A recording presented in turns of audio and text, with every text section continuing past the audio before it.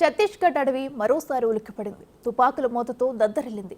మావోయిస్టుల టార్గెట్ గా సాగిన భద్రతా దళాల కాల్పుల్లో అగ్రనాయకులు హతమయ్యారు. శుక్రవారం ఉదయం జరిగిన ఈ కాల్పులు దండకారణ్యాన్ని హడలెత్తించాయి.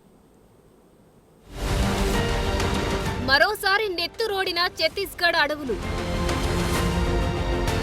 దండకారణ్యంలో తుపాకుల మోత.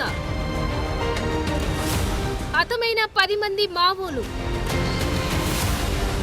మృతుల్లో అగ్రనాయకులు. పండగ చేసుకున్న భద్రతా బలగాలు. ఛత్తీస్గఢ్ దండకారణ్యం మరోసారి నెత్తురోడింది. ఓవైపు మావోయిస్టులు, మరోవైపు భద్రతా సిబ్బంది మధ్య జరిగిన కాల్పుల మోతతో అడవి దద్దరిల్లింది.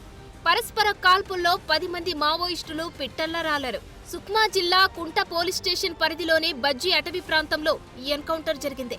ఘటనా స్థలం నుంచి భారీగా ఆయుధాలు స్వాధీనం చేసుకున్నారు భద్రతా బలగాలు.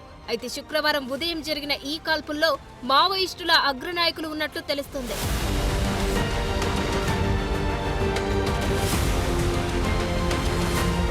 సుక్మా జిల్లాలోని దండకారణ్యంలో మావోయిస్టుల ఉనికిపై పోలీసులకు సమాచారం అందింది. పక్కా సమాచారంతో మావోల కోసం డిస్ట్రిక్ట్ రిజర్వ్ గార్డులు దండకారణ్యాన్ని జొల్లెడ పట్టారు. ఒక దగ్గర మావోయిస్టులు నక్కి ఉన్నట్లు పోలీసులు గమనించారు. దీంతో రంగంలోకి దిగిన బలగాలు మావోలు నక్కిన ప్రాంతాన్ని గుర్తించి చుట్టుముట్టేశారు. దీంతో ఇరు వర్గాల మధ్య భీకర కాల్పులు చోటు చేసుకున్నాయి. బలగాల తుపాకుల తూటాలకు 10 మంది మావోలు అక్కడికక్కడే మృతి చెందారు.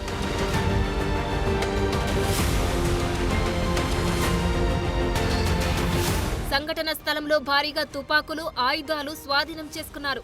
మృతుల్లో మావోయిస్టుల అగ్రనాయకులు ఉన్నట్లు తెలుస్తోంది. మరోవైపు ఎన్కౌంటర్ తర్వాత భద్రతా సిబ్బంది ఆనందంతో డాన్స్ చేశారు. తుపాకులు పట్టుకొని డీజే పాటలకు స్టెప్పులేశారు. ఇప్పుడు ఈ దృశ్యాలు సోషల్ మీడియాలో వైరల్ గా మారాయి.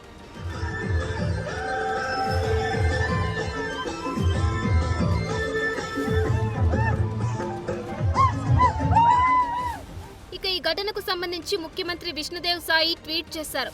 నక్సలిజం పట్ల జీరో టాలరెన్స్ విధానంపై తమ ప్రభుత్వం పనిచేస్తుందని అన్నారు.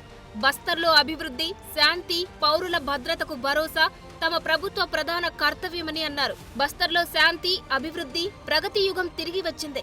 ఛత్తీస్గఢ్లో నక్సలైట్ల నిర్మూలన ఖాయమని భద్రతా బలగాల ధైర్యం, అంకితభావానికి అభినందనలు తెలిపారు.